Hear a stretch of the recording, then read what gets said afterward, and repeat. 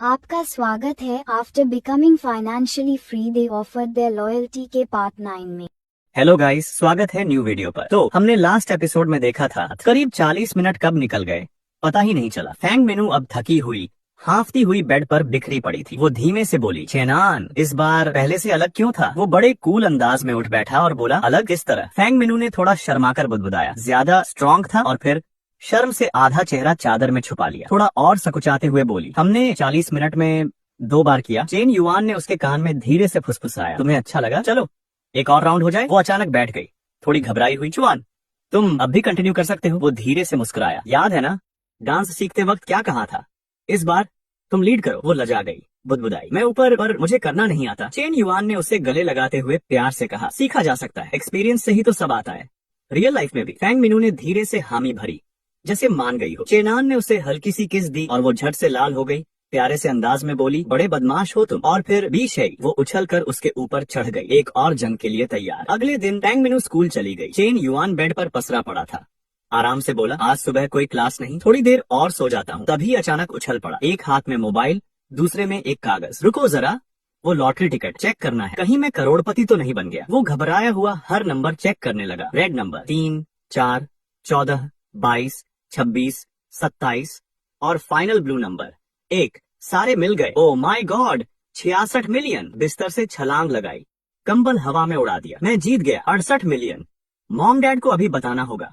Company जब से बंद हुई है उन्होंने बहुत तकलीफें देखी हैं। थोड़ी देर बाद चेन युआन घर पहुंचा, चिल्लाता हुआ, मॉम मैं आ गया। माँ चेन युआन हाथ कमर पर रखकर बोली, आ गए हो तो धीरे बोलो, पड़ोसियों को डिस्टर्ब मत करो। वो खुशी से बोला, डैड कहाँ है? जल्दी बुलाओ, बहुत जरूरी बात है। माँ शक भरी निगाहों से बोली, ऐसी क्या बात है जो तुम्हारे डैड का इंतजार नहीं कर सकती? फिर से कोई गड़बड़ की है ना तुमने? चेन युआन मुस्कुराता हुआ माँ के लिए कुर्सी खींच लाया। मॉम प्लीज, कुछ अच्छा बताने वाला हूँ, पहले आप दोनों बैठो तो सही। जब दोनों बैठ गए उसने लॉटरी टिकट आगे बढ़ाया। हम लोग अमीर हो गए, 68 मिलियन जीत गए हैं। माँ चौंक गई, बेटा क्या पढ़ाई का स्ट्रेस ज्यादा हो गया है? डैड बोले, तू बस पढ़ाई पर ध्यान दे, घर की चिंता मत कर। चेन युआन ने टिकट और मोबाइल डैड के सामने रखते हुए कहा, डैड पहले अच्छे से चेक तो करो। डैड ने एक एक नंबर मिलाया, आंखें चमक उठी। हनी हम सच में जीत गए। माँ बोली, सच में? डैड ने एक्साइटेड होकर कहा, सच में, पूरे 68 मिलियन। टैक्स कट जाए तो भी 50 मिलियन से ज्यादा मिलेंगे। अब ना सिर्फ सारे कर्ज उतार सकते हैं बल्कि नई जिंदगी शुरू कर सकते हैं। माँ खुशी से बोली, बेटा तुम्हारा नाम हमारे फैमिली इतिहास में लिखा जाएगा।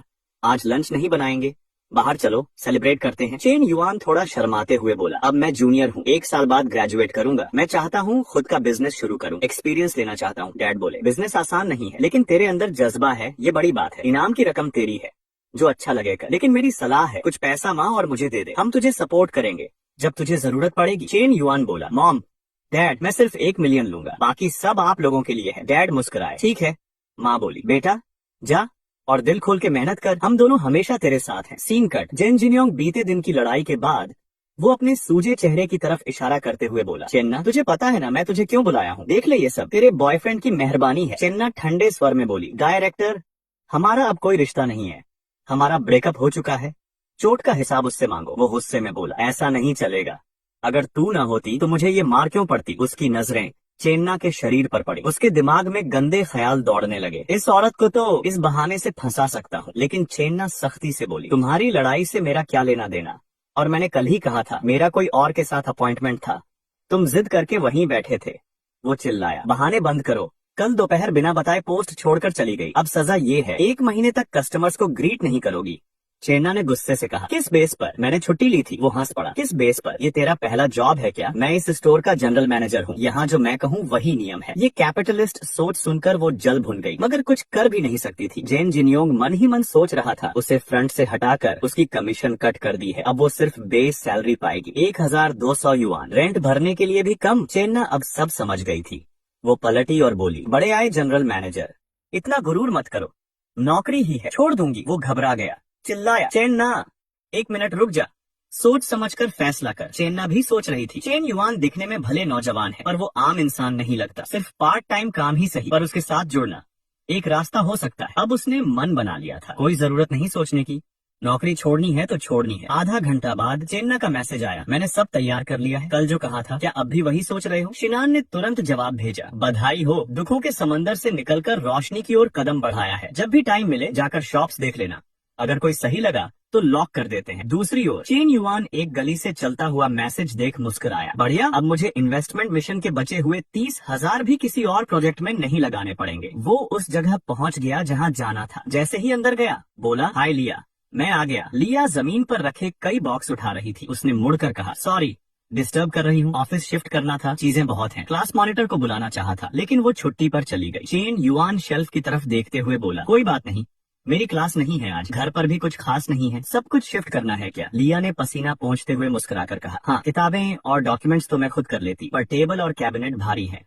वो एक कैबिनेट की ओर बढ़ी। शेल्फ के सारे बुक्स पहले निकाल लेते हैं वरना मूव करते वक्त गिर जाएंगे। उसकी हाइट कम थी, वो उंगलियों पर खड़ी होकर कोशिश कर रही थी। तभी पीछे से एक मजबूत हाथ उसकी मदद को आया। चेन युआन ने ऊपर से पेपर्स का ढेर उठा लिया। करीब होने की वजह से लिया का शरीर चेन युआन से टकराया। उनकी बॉडीज आपस में छू गई। लिया शर्मा गई, दिल जोरों से धड़कने लगा। उसने सोचा, चेनान ये तो पिछले बार से भी ज्यादा करीब है। शायद चेन युआन को सच में मेरे लिए फीलिंग्स हैं। उसका चेहरा लाल हो गया। वो झिझकते हुए बोली, क्या हो गया, क्या हो गया? चेन युआन ने मुस्कुराते हुए फाइलों का ढेर नीचे रखा और बोला, हाँ हो गया। तभी बाहर से एक चुलबुली आवाज आई, टीचर हम आ गए आपकी मदद करने। बच्चों का ग्रुप अंदर आया और जैसे ही उन्होंने सीन देखा सबके मन में यही सवाल आया, अरे टीचर लीशा का चेहरा इतना लाल क्यों है? चेन युआन बच्चों की तरफ बढ़ा और बोला, चलो आओ जरा ये सामान इधर से उठाकर अगले रूम में रख दो, ये फाइलिंग कैबिनेट भी ले जाओ। बच्चों ने झटपट बाजू चढ़ाई और काम में जुट गए। लीशा एक कोने में जाकर अपने मुलायम बालों को हल्के से ठीक करने लगी। उसके दिल में ख्याल आया, शुक्र है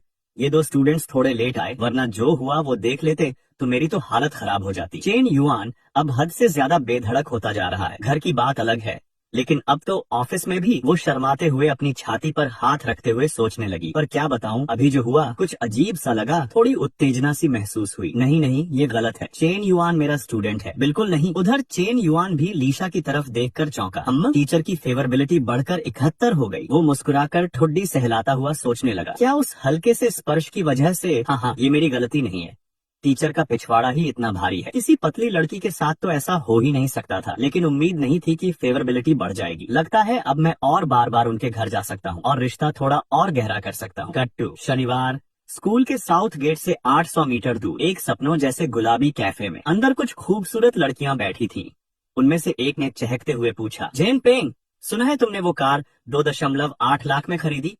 बीबीए चला रहे हो, ग्रेजुएशन से पहले ही। तुमने तो 99,999 क्लासमेट्स को पीछे छोड़ दिया। ली जेन पेंग अकड़ के बैठा, मन ही मन सोच रहा था, दफा है इस फन मेन्यू का। दिखावे में सच्चाई ढूंढ रही है और मुझे रिजेक्ट कर रही है। मेरे पास किसी भी लड़की की कमी नहीं है, खुद ब खुद घुटनों पे आ जाएंगी। वो जोर से हंसा और बोला, हाँ, कुछ लोग तो बीबीए को भी कम समझते हैं। लंबे बालों वाली लड़की बोली, अरे वाह, इतना तो मत कहो, तुम्हारे घर की हालत तो देखो। साथ बैठी एक और लड़की ने जोड़ा, सही कहा, कुछ लोग तो 3 से 5 साल तक नौकरी करके भी ऐसी कार नहीं खरीद सकते। ली जेन पेंग अपनी तारीफों में खोया हुआ था कि तभी उसने बाहर देखा और उसकी आंखें खुली की खुली रह गईं। ये लड़की इतनी खूबसूरत, हद है यार। वो लड़की और कोई नहीं, चेन ना थी। वो बाहर कैफे के टेबल पर आराम से बैठी थी। जेन पेंग ने भीतर से उसे घूरते हुए कहा, ये टांगे तो कमाल की हैं, अगर ऐसी लड़की मिल जाए तो 10 साल की जिंदगी भी दे दूं। तभी एक लड़की ने नीचे झांका और बोली, अरे वो कार देखो, बिना ड्राइवर की है।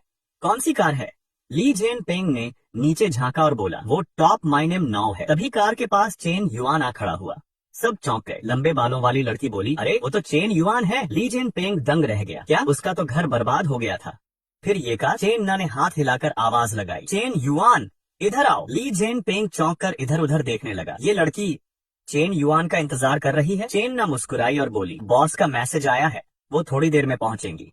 कार कैसी लगी? चेन युआन ने बैठते हुए ड्रिंक की चुस्की ली और कहा, बिल्कुल बढ़िया। लंबे बालों वाली लड़की ने जेन पेंग से धीरे से कहा, लगता है इन दोनों के बीच कुछ चल रहा है। ली जेन पेंग जल भुनकर सोचने लगा, ये हरामी चेन युआन अभी सीनियर गर्लफ्रेंड से ब्रेकअप हुआ नहीं कि अब बाहर की लड़की को भी पटाने लगा। इसी बीच एक सुंदर हरी बालों वाली महिला उनके टेबल की तरफ आई और बोली, हेलो मिस चेन, माफ कीजिए बच्चे को लेने में देर हो गई। ये थी कैफे की मालिक लिन यूचोंग। चेन युआन खड़ा हुआ और मुस्कुराकर उसका हाथ मिलाया। लिन भी विनम्रता से मुस्कुराई और बोली, मिस्टर चेन तो काफी यंग लगते हैं। चेन युआन बोला, असल में हम सब एक ही एज ग्रुप में हैं, 20 के शुरुआती सालों में। बैठिए, बात करते हैं। लिन यूचोंग सीधे मुद्दे पर आई। मेरे कैफे की हालत ठीक है, खासकर स्टूडेंट्स के बीच, और फैमिली की जिम्मेदारियों की वजह से दुकान ट्रांसफर करनी पड़ रही है। ट्रांसफर फीस है 3 लाख। चेन युआन ने मुस्कुराकर दिमाग में हिसाब लगाया। मेरे पास कुल 3 लाख है। ट्रांसफर के बाद 50,000 शुरुआती खर्च और चेन ना की सैलरी बचानी है। वो बोला, ऐसा करते हैं, मैं भावताव नहीं करूंगा, 2.5 लाख में बात पक्की करते हैं। लिन थोड़ी सोच में पड़ी। उसने 2.7 लाख की उम्मीद की थी, पर इतना डिसाइडेड कस्टमर फिर न मिले। फिर उसने कहा, अगर आप अभी पेमेंट और कॉन्ट्रैक्ट साइन कर लें